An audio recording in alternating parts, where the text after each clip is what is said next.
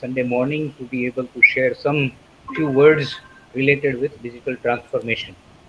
Uh, the when Himanshu talked to me about this, he referred to this World Economic Forum white paper, which basically was published in January 2016 and talked about what are the various things that digital transformation entails as far as the industries are concerned. It is a reasonably decent paper and it's still relevant. So, for those of you who are interested in really looking at various facets, it's a good reference point, and I recommend that you go through this. I picked up some points because we have about 25 minutes, and I need to at least start the conversation and maybe address some of the issues that you may have in mind. So I started asking Imanshu, what are the kinds of, because it's a vast subject, and what are the kinds of things that would be on the top of mind of people who would be listening to this? So he shared with me some questions. Why some companies are being held back in competing against disruptors, digital disruptors? Is for SME a time to come part of the history, or will they be actually overrun by uh, disruption? Is astonishing speed of change making it difficult for SME to deal with it? Successful enterprises are required to actually make a conversion to digital enterprise. And what are the areas and capabilities to be reassessed and reformed for becoming digital enterprise? So I looked at that and I sort of said, let me pick up some of the things from the particular white paper, and let us create some sort of a frame context to be able to discuss things. So first, I understand, appreciate that anybody, whether it is a CEO, whether it is working in a company, whether it is large scale or small scale, the rate at which the digital transformation is taking place is both interesting if you are on the side and can cause anxiety if you are actually supposed to drive it.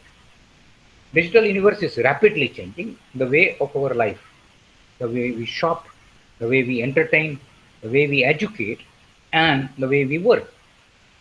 To top it all, COVID 19 has accelerated the pace. So, as if the pace was not fast enough, it has now been much faster. But is this adversity something that we cannot overcome? And can we convert it into an opportunity? I believe so. You have to see it coming, you have to brace it in time, and you have to leverage it before others do. So, let's see how we can do this. Before I get into the specific discussion topics, let me share some background. So, what has caused the digital transformation? Large number of interconnected devices and organizations are now working together seamlessly using high speed internet data. So it is important for our organizations, if they have not become already part of digital universe, to understand the emerging digital universe, its drivers of change, and its impact in terms of evolution, how it has arrived, what are the drivers that has brought this evolution, and how to use the emerging capabilities to improve our competitive position. So these are the kinds of topics that we will try to see. What are the forces which have shaped this digital universe? Almost everybody knows that, but it is good to be able to recap. First is hardware. Hardware, as you know, has been increasing in speeds, capabilities, reducing in cost, reducing in size. Similarly, so interconnectivity. What is standalone computers could do, large number of interconnected devices can do wonders.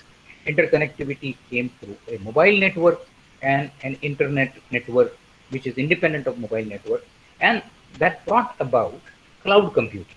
So interconnectivity, cloud computing, hardware, coupled with very powerful software and very usable software, whether it is augmented reality, virtual reality, artificial intelligence, machine language, deep data, all these words, while they may be scary, they are something where it has been translated into usable software. So you can benefit from it if you know what it is and how to use it. Let's look at these things in slightly more detail. In terms of hardware, you have faster, cheaper processors. You have faster, bigger, cheaper memories. You have faster, bigger external storages. This has given rise to the very powerful servers on the internet. They are coupled and interconnected, as we said, to a very powerful, always available, very rapid, very fast internet and mobile infrastructure.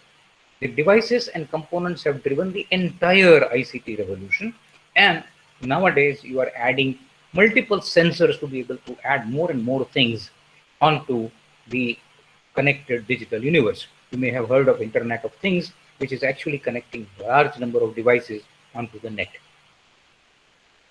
And finally, the software. Software has driven all these things to functionality, also has been made working with each other much more compatible as well as standardized. Interworking has been the real reason why the world has been able to move so rapidly in terms of digital transformation. And over the last 30 years, I believe, the software has become now something that even somebody who has no previous knowledge can use. So it is extremely user friendly, extremely easy to use. All that has been brought about by virtue of large amount of computing power on one hand, large amount of software availability on the other hand.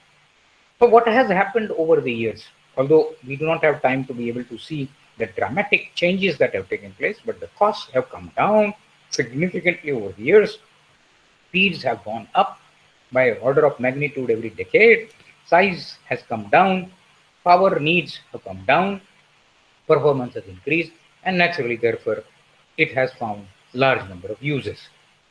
Just to give you a comparison, 1,000 times increase in performance, 1,000 times decrease in cost, and 1,000 plus times increase in performance has taken place. What used to cost $200K in early years has now costing only $200. The same capability, in fact, 10 to 20 times more computing power than the early computers. So you have a tremendous amount of number of forces which are driving this digital universe, and you need to appreciate, not have to understand it to an extent where you can shape it, but you need to understand it enough to be able to leverage it. Let's look at that. How do you do this? One other question that most people ask is, do you need large investments in IT infrastructure? The answer is not anymore, and we'll see that in a moment. Devang, are we audible? Is the slide moving at reasonable rate? Are we pacing it properly? Yes, yes, sir. Things okay, right? Yes. Move on. Okay, so let's move on. As we said earlier, the large number of interconnected devices connected through internet and even the cloud computing has brought about this kind of miracle changes in terms of what it is. How do you, all these jargons aside, how does a small scale industry actually use the power of internet, power of computing, power of clouds? So Amazon Web Service is one example. For example, how things have become very simple and within reach of a small organization. The cloud computing is on-demand delivery of IT resources, whether it is hardware or software. In the early years, you had to have all these things owned and inside your premises. Now, you are able to actually get it on demand as you need it, hardware or software or the bandwidth or whatever you need, and on a pay as you go and as you use pricing. Instead of buying, owning, maintaining physical data centers and servers, you can now access technology services such as computing power, storage, databases, and software on as needed, pay as you use kind of basis. So what does that do for you? Amazon Web Service is not the only service available. There are a large number of services, but it is an example of what can you do. What does AWS offer? Agility. You can rapidly change. Whatever is required, you can get. What if it is something that is required to be different? For example, if you want to move from one software to another software, as long as you are compatible with the world of softwares, you may be able to change very rapidly from one platform to another platform, one software to another software. You can also get elasticity. If you have more customers and you need larger amount of storage, if you have more number of real-time users and therefore you need higher speeds, it's all elastic now with respect to this type of services. You can add resources as you need, and it is therefore easy to expand. All this by virtue of congregating at a single place, it is able to give you cost savings not only in upfront cost but also running cost. And it is no longer having any kind of a geographical boundaries. So you can actually be able to become a global organization in matters of minutes once you have Amazon, your your uh, your operations all digitized onto any kind of service which is cloud based. So now let us look at 5 key technology trends. This is actually from the study that the World Economic Forum we referred to in the beginning. However, it is verbose, and I'll show you that in a little bit next slide. But let me just make gist. There are a large number of these, but I have selected 5 of them which are more relevant for today's discussion. What are the pushes and pulls? The pull from others. Now, if I am doing online banking, if I'm able to do online shopping, I would expect a certain kind of speed of response from people. And therefore, if that speed of response is not available from an organization, then one tends to sort of not like it. So one trend is the pull from the market is pushing you to actually become on cloud and available through digital services. Expectation of speed of response and availability of easy to use applications which will allow them to find the information that they need is a pull that the market is making on you to actually provide. The other very interesting, there is always this second order effect. The first order effect is you do what you are doing and you do it faster, cheaper, etc., etc. The second order is that you discover that you can do more. For example, one is that people find that people are willing to pay more if they are driven by outcomes rather than services. So if you are able to actually provide outcomes, when what services you are providing, you are able to show what outcomes, and if they pay for outcomes, then you will be able to command a better price. Cloud computing, we talked briefly about that. Low upfront cost, agility, elasticity, pay as you use, and rapid scaling allows you to create a lot of things within your reach. Now, all the intuition which you may have in terms of running your operations can be leveraged by data and information. So that gives you greater scope for innovation-based, timely, deeper understanding, so that you are able to do more innovation in your business, whether it is a business model, manner in which you do it, the kind of packages that you offer work. So it gives you greater scope for innovation and the greater impact if machines and humans work together. We'll talk about it a little bit later. It is not either or. It is working together of computers, World Wide Web, cloud computing, and the human resources. So let me just share with you the verbose version of whatever is in the text so that you can relate. They call it the Internet of Me.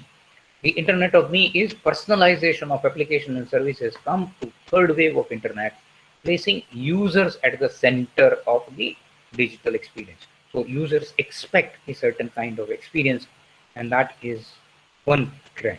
Outcome economy, we talked briefly about that. The business models that sell results appeal to customer more, and therefore that is one trend. Platform revolutions have taken place. One, fundamentally this type of cloud is dismantling the technology barriers and reducing the cost. So we talked about that, and so that is really causing a positive cycle, reinforcing cycle for making the changes happen more rapidly. Let's move on. The enterprises are now becoming more intelligent. Advances in data sciences, cognitive technologies, processing power have combined to open up the possibility of intelligent enterprises. By turning big data into smart data, firms can achieve higher level of operational efficiency, and innovation, as we discussed in terms of how can you leverage your data to be able to generate more innovative application. Workforce reimagined. The digital economy is creating ever greater demand for machines and humans to work together effectively. It is neither machines nor people who know only how to run machines, but it is people who know how to run machines, and people who know what needs to be done. They have to work effectively together. And as a leader, our job is to ensure that they talk to each other properly and they are able to work together more effectively. More on that later. So what does it mean for us? Digital transformation, as you can see in the center of this Venn diagram, is actually composing of the tools, processes, and people. So you need to have an overlap of what tools are available, what processes need to be done, and how do these processes can be run by people. So let's look at that. Digital technology has created newer capabilities and tools to get the job done. First step, re-examine every aspect of operation, not just one or two, every aspect of the operation. Identify scope for revising business model for doing it faster, cheaper, better. Capture relevant data and build database so that you will be able to leverage it later. What organizational structure, therefore, I would need in order for me to be able to really operate in the newer mode? And how do I fold this organization? How do I reskill? How do I reorient? And how do I reorganize our uh, current organization to really face up, leverage, and then actually gain advantage through these type of technologies?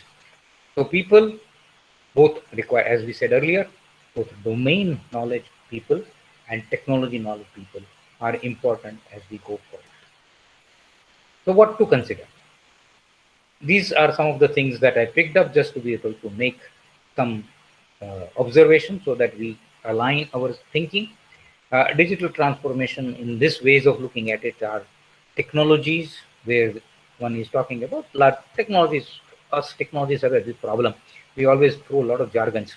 So artificial intelligence, analytics, cyber security, communication. But as leaders, you can ask simple question: what does it do for me?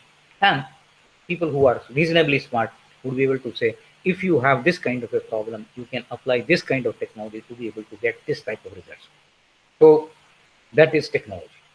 In terms of change, what people, culture, business processes, information, operations, products, all these things will have a change and impact. And you need to be able to do this. And the two arrows sort of say that this is an iterative process. You have to see what is required and then realize what else can be done and how it can be done. And it's a iterative process. Management, innovation, strategy, governance, etc. structures will be required, and results you will be able to get operate and maintain services. Supply chain can be questioned, connected things will be available, design and construct business and ecosystem, all sorts of things that would be available. As the graph shows, it would show a growth path if you are able to ride this bandwagon properly. Let's look at a little bit more. The as look at this particular thing on the left hand side on a corporate layer: business strategy, execution, and enabling technologies. So this is the same type of material shown differently. It looks at corporate goals on this side, and it sort of creates a pyramid in terms of how things are going to be required. So business model is to be created out of the business strategy. So it will define the business target and corporate objectives. For execution, will have an operating model, and you have the go to market. So this is market facing, this is company facing inside the company. And industry 4.0 is a buzzword in terms of various things that you try. Enabling technologies, these are the technologies on this side, these are the technologies here, and these are the technologies to market.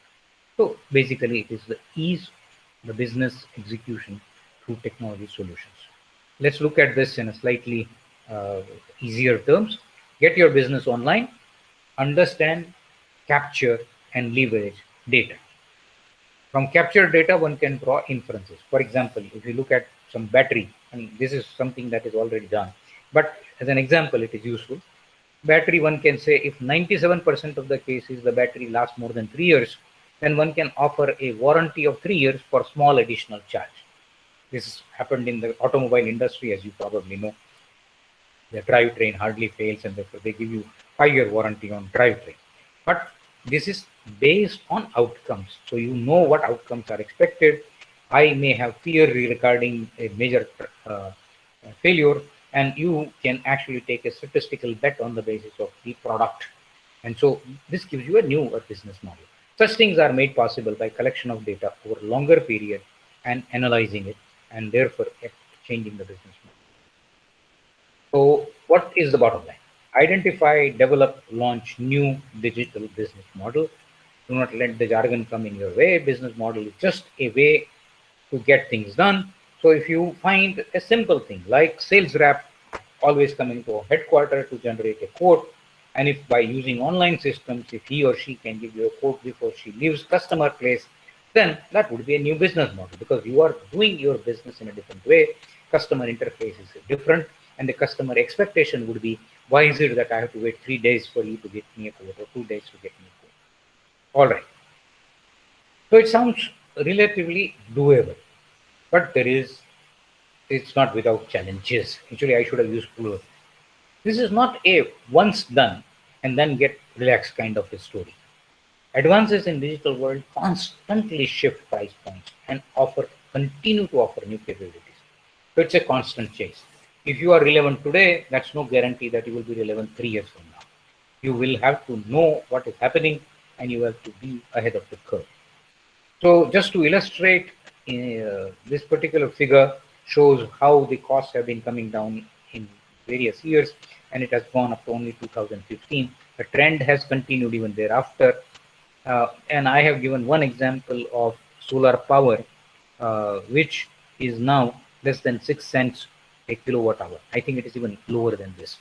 Uh, I noticed that Mr. Gala and Prashant are in the audience, and they can actually tell you what is the current rate. So huge amount of cost reductions are taking place through the advances in technology, and therefore there is no point in saying we can relax. So you tell me, is it an opportunity or threat? It is opportunity to transform your business. It is opportunity to empower stakeholders. It is an opportunity to change your systems. And one has a tendency to say, "Abhi tak chalta tha, chalta rahega, kyun darna?"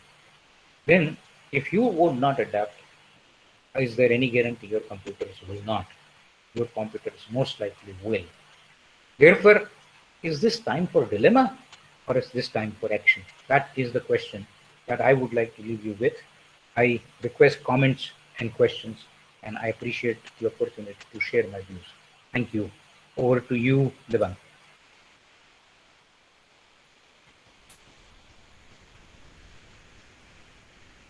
Thank you very much, sir. Let me stop my sharing. Yeah. Sure.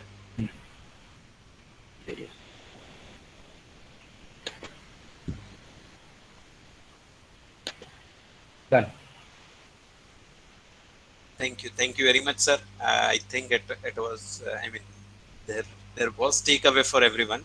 But yes, we already got few questions while registration.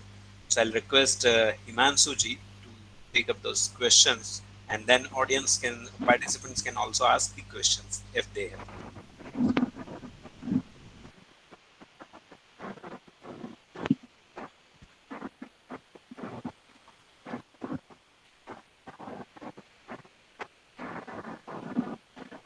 Yeah, thank you, Devang bhai. Am I audible? Yes, you are. Yeah.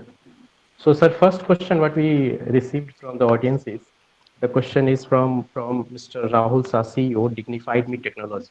He has asked that how can business sustain their workforce amid shortage of opportunity and another lockdown predictability? I tried to hint that in terms of the presentation.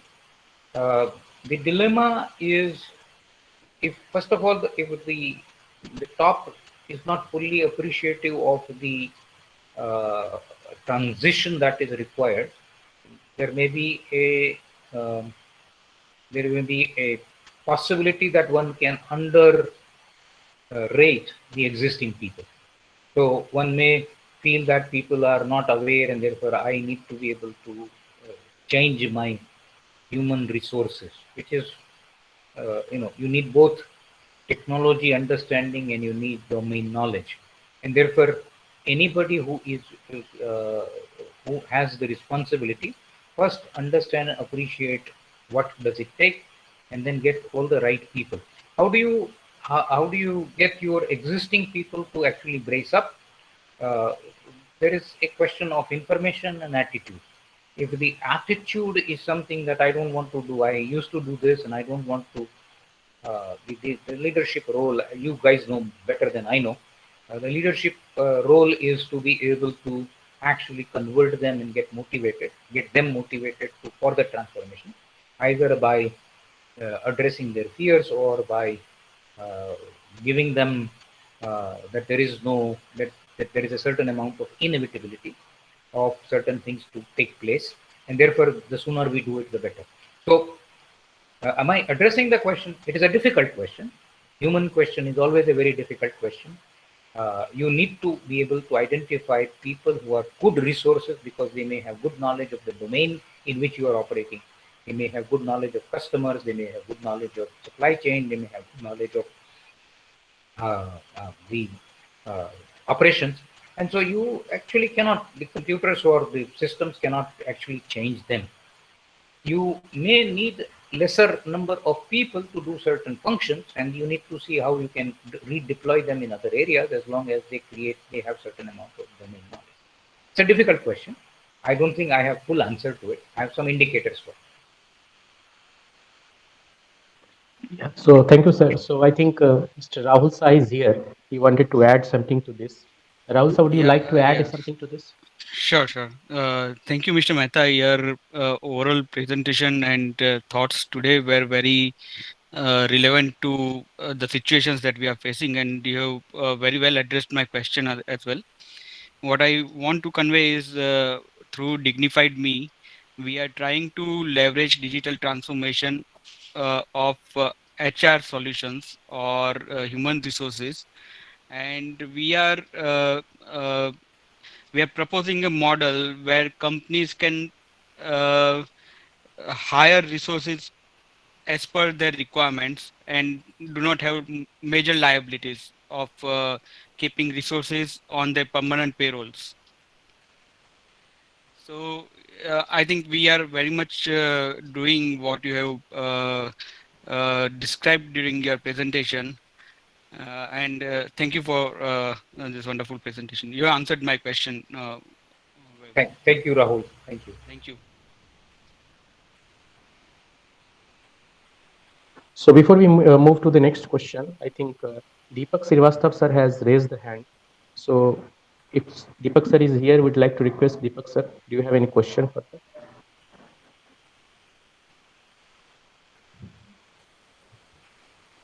Good morning, sir. Good morning.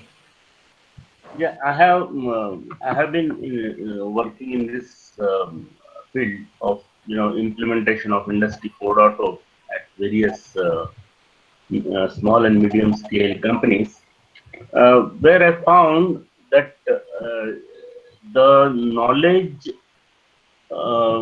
input to these people are coming from big entrepreneurs, where big technologies and something very big is being talked to them or told to them, and they get thoroughly confused and they get frightened. So whenever we talk about digital transformation or digital implementation of something, a very small solution also, they are afraid of the technologies. So awareness to small and medium scale people, which are maximum in the industry, should be done at a different level. I don't know, how it can be done, or some other solution, but there is a problem there. There is a gap.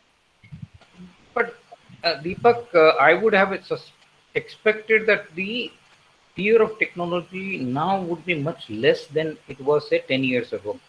Mhm. Given the ubiquitousness of mobile, and given that large number of people are mobile friendly, not savvy, uh, Mhm.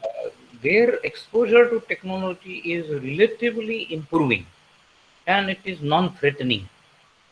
So if somehow or other people can be taken into confidence, maybe it is part of the problem of the people who are selling technology, because they may have to sound much more intelligent and sound much more, I mean, I have been part of the technology companies, and I know that the difficult to contain the sales force from talking about complexity rather than simplicity.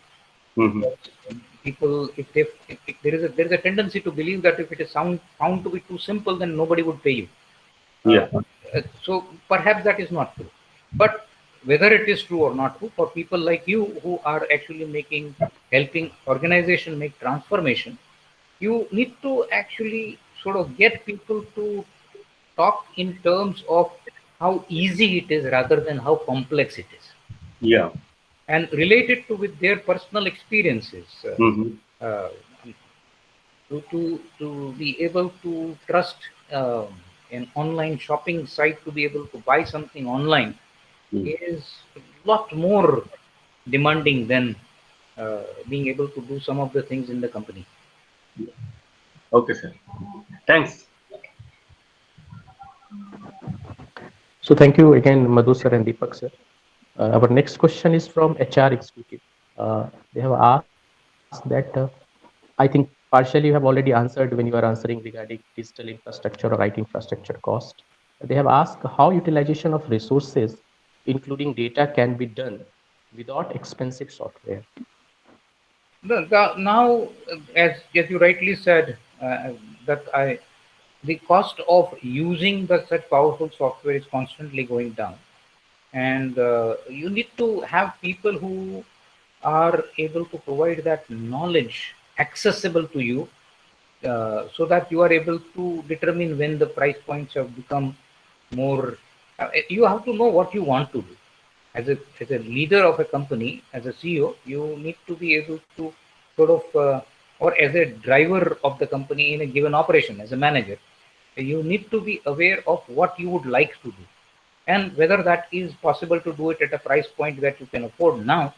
And if the price points are not affordable for now, then can how, uh, wait a year, 2 years, and it would be much more affordable.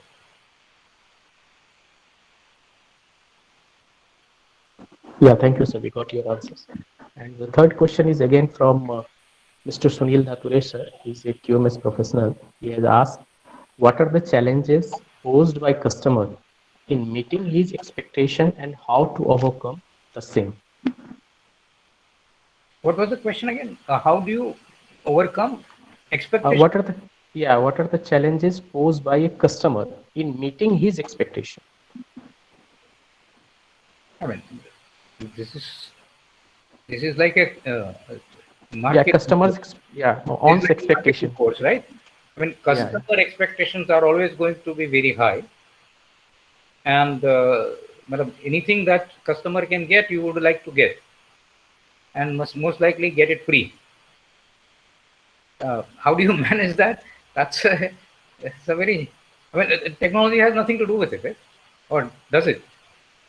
Now, if you're talking about how are we talking about increasing digit experiences because of the digital infrastructure, then of course there are answers. Yes, because for example, if I am, if I am, uh, if you if you owe me money, and if I have to get 20 times, I have to call you 20 times to get my money. I would expect that there was a way to say कि आपका पैसा कब मिलेगा. So I should be able to have an online access to your system to say your check will be or your money will be deposited 3 days from now or 2 days from now. And then it is good practice to be able to follow through on your promises. So visibility and then commitment, visibility, and follow through are relatively standard methods of dealing with human on a expectation basis. I don't know. I'm answering your question. This is more Yes, philosophy sir. 101. I think he or she is not there right now in the meeting. Otherwise, we could have got more clarity on that Okay. question part. Yeah. So we are moving to the next question. The next question is posted by Mr. Razul Dholakia. He's a founder and director in Investing Options. His question is, I think perhaps related to the business intelligence. He has asked, can we reduce the time to generate the results by using the technology Can we reduce the time? to generate the results by using the technology? Depends on what results we are talking about, right?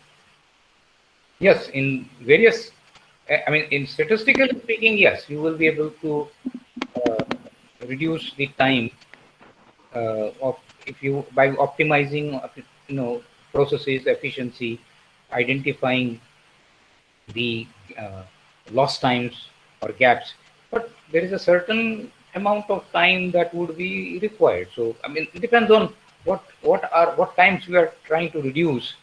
I'm not very clear about the question.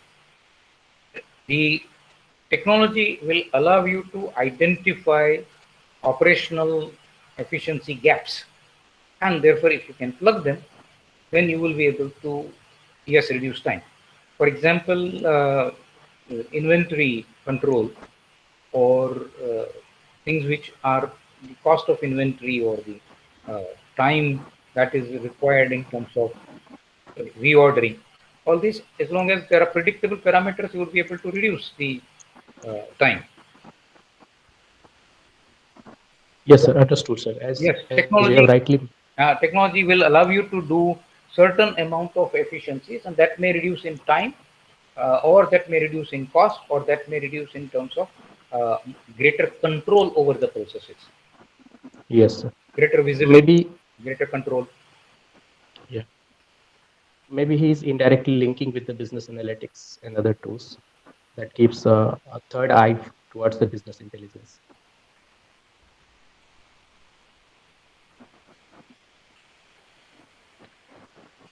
Sir, again, we are moving to the next question.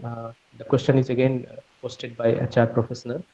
The question is, what are the current challenges to create the business outcome through digital transformation? Can you speak a little louder, Himanshu? I'm just able to bear. Yes, sir. The question is, what are the current challenges to creating business outcomes through digital transformation? Creating business outcomes. Uh, okay, we refer to that in a partial way. The business, so for example, uh, business outcomes, the early example that I can cite was life cycle costs. Right? The people were now, if the life cycle costs earlier were not as much known, now with technology, if you can track data of large number of uh, customers of a specific say model, then you will be able to actually say what would be required. So you will be able to do a uh, mm, better job of dealing with situations which are otherwise earlier thought to be unknowns.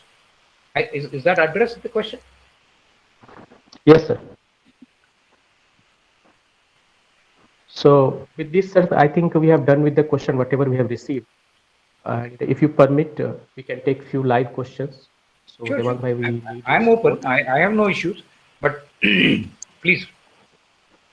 So we have another 5 minutes. So again, we'll going back to Devang bhai for live questions again.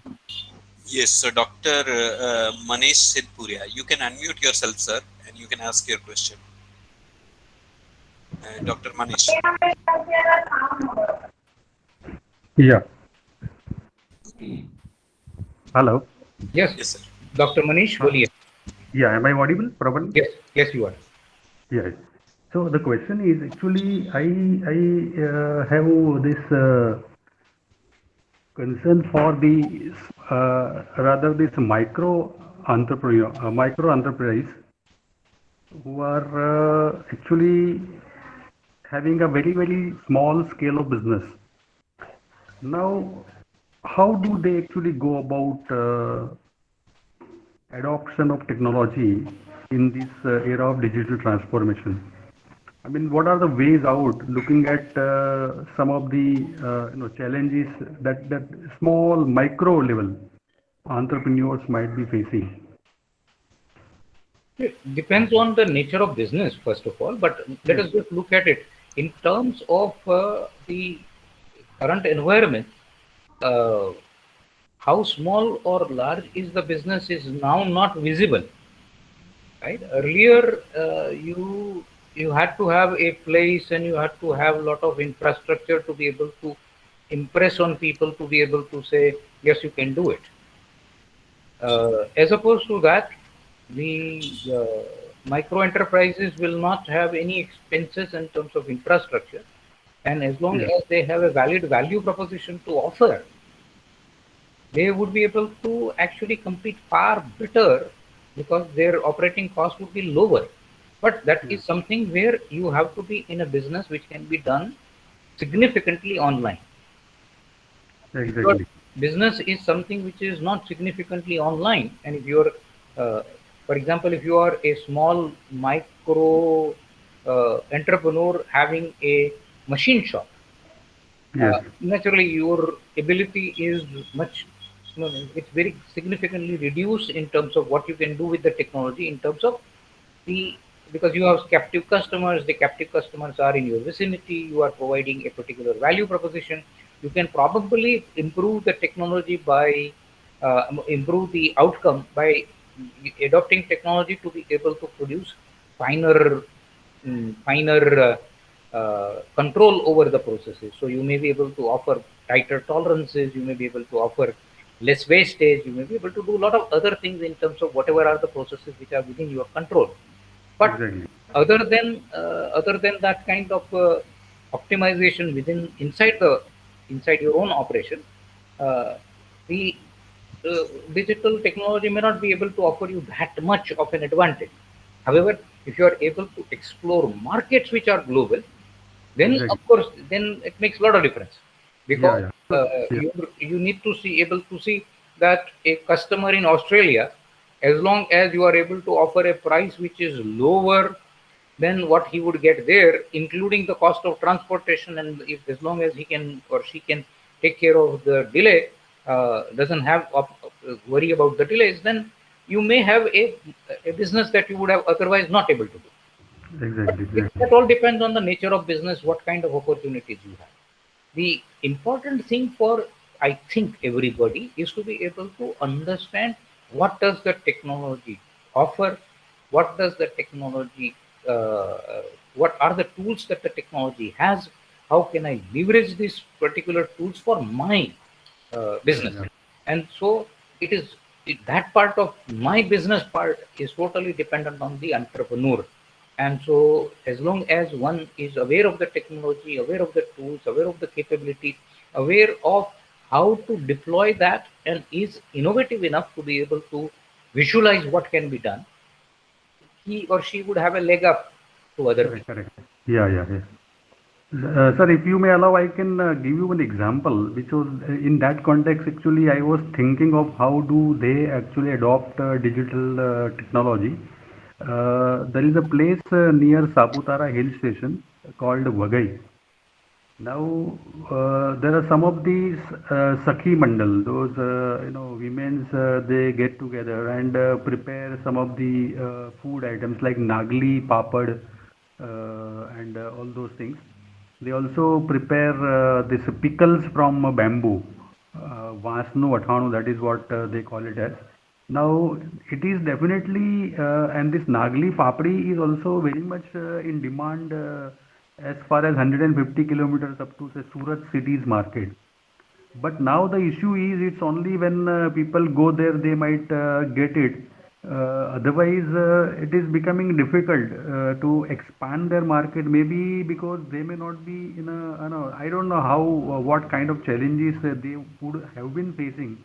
I did not have time to interact with them. But then digital transformation for them, maybe considering their level of literacy, maybe probably their willingness, or they might think that we keep our market only limited to the tourists who pass through that place while on the way to Saputara or Sirdi or Nasik, that road, Surat. That's what, in that context, actually, this question. No, but was Manish bhai, if you really Yeah, look at that example and extrapolate it a little further, yeah, you can see that all the sabjiwalas are now able to exactly. use Paytm for accepting money. True, true, true, They true. have now understood how to get money. As long as I have known Devang earlier, Mehta, Devang Mehta Nascom, chief, Yeah, he was citing the example of 30 years ago, he was citing example of Kutchi women who were able to actually sell their embroidered material online. exactly. And Yeah, so it's the the technology cannot bring entrepreneurship in you, right? yeah, Entrepreneurship in you, the desire to succeed, the desire to know, if only I had, I would. That kind of questions have to come from the entrepreneur themselves. And as long as that entrepreneur is able to say, if I only had this, then I would be able to do this, then somebody can say, okay, if you wanted to do this, you can possibly do it this way. correct, correct, correct. Thank you, sir. Hmm. Thank you very much. Thank you, Dr. Manish. Thank you, Madhubhai. Yes, anyone have any So, other question? If you can. thank you, Manish bhai, pleasure. Hmm. So it seems we don't have any further question. I request Himanshuji to present the vote of thanks and conclude the event. Over to you, Himanshuji. Yeah, thank you, Devang bhai. I hope I'm audible once again. Yes, yes. Yeah, so congratulations for concluding the session on time. We have started by 11 a.m. and now we are almost close to 12. So it's my honor and privilege to present vote of thank on behalf of ISTD Baroda chapter. It has been our pleasure to host all of you on this Illuminati series platform. We are very much thankful to all the participants for bringing their knowledge, their rich experience and expertise around this virtual session. We have been fortunate to have some of the eminent person and senior colleague, well-wisher from industry, training fraternity, ISTD, various chapters, academia, and institution like Baroda Innovation Council, as well as Baroda Management Association. So almost we have witnessed the participation close to 50 plus. We have few participation from Baroda Innovation Council, Jagdish Bhai, Mitul Bhai, Prashant Shah, Ashish Bhai and Jatin Bhai from Baroda Innovation Council. Our sincere thanks to all the delegates who are the source of inspiration to us. It was a unique opportunity to learn from you all. We are also very much thankful to our NCMC member. Without their generous support and guidance, it would not be possible to host such a huge gathering on this sunny Sunday. So once again, thanks to our all seniors. We are sure that we'll continue to get such generous support in the future event also. We sincerely thank our speaker of the day, Dr. Madhubhai Mehta, for kindly accepting our invitation and gracing this occasion. Sir, indeed, it is an honor and privilege for ISTD Baroda chapter to host you at the third episode of Illuminati series. We'd like to extend our generous thanks to you, sir, for sharing your vital time for shaping this event.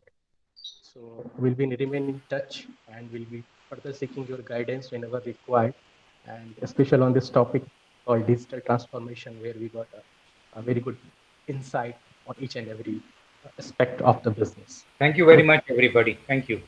Yeah, thank you, sir. We also express our gratitude and respect to our own chairman and RVP West, Sri Dilip Bhai Desai, who have been the strength of this Illuminati series. So his people-centric leadership style always encourages us and makes our effort visual and fruitful. So thank you once again, sir, and happy birthday. I think this is a token of appreciation from our side. The entire event is dedicated to your birthday, sir. So nice of you, sir. But We this thank is, you for, yes. but then I'm proud of the culture of Baroda chapter. That quite senior members and junior members, junior so-called junior but technocrat, doing very good job and collectively giving very good name to the chapter. And mentors like Madhubai also, the Kubalkar, and there are so many people those who are supporting Baroda chapter so very well. And with their support, we are also making a name on the national front. So I really, on behalf of ISTD Baroda chapter and on my personal behalf, I thank one and all for giving good platform to Baroda chapter. And I'm sure we are doing very good activities. It's really useful to the society, entrepreneurs, and everybody in general. So with these few words, I once again would like to thank Madhubai for having joined here, and quite a good number of senior people from all over India have joined. And I wish that we continue and go on meeting year after year, though there is a pandemic. To those whoever are sending me good wishes, I reciprocate saying that it is my desire that we go on meeting year after year and congratulate each other year after year. So once again, I would like to thank one and all those who are contributing in the development of the chapter. Thank you. Thank you very much. Yes. So once again, thank you, sir, for being with us always. And we'll fail if you will not mention about our MOC of the day, Devang Bhai. We are fortunate to have you here. He's very dedicated and well motivated. For today's event, Devang Bhai has put all the efforts to see that, all the success, whatever we are receiving today right now. So once again, thanks to Devang Bhai. And we also like to extend our generous thanks to our all EC members for their valuable suggestions whenever required and their cooperation whenever we are seeking their support in hosting such event.